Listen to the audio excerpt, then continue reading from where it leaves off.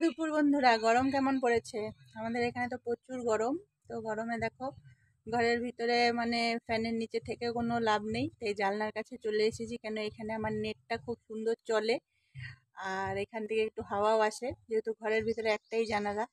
আর বাইরের যা পরিস্থিতি, বাইরে গিয়ে মানে দাঁড়ানোর বা বসার কোনো পরিস্থিতি নেই। আজকে প্রচুরই গরম পড়েছে, আর এত গরমে কোনো কাজকর্ম করতে ইচ্ছে হচ্ছে না। আর ঠিকঠাক কোনো ভিডিও বলো, রান্না বান্না বলো, কোনো কিছুই ঠিকঠাক করতে ইচ্ছা হচ্ছে না।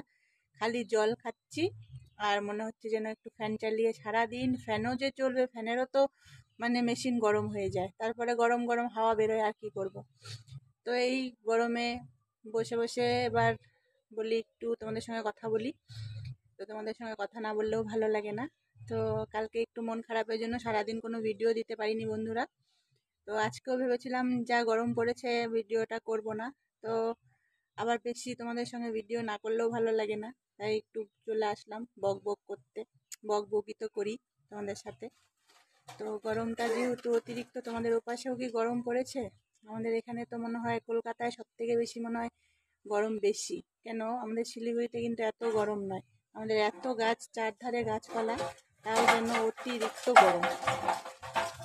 মানে বাইরের টেম্পারেচার যে কি বলবো, মানে ডিম ভেজে দিলে, ভেঙে দিলে ভাজা হয়ে যাবে। আমি একদিন ভাবছি ডিম ভাজা করব বাইরে,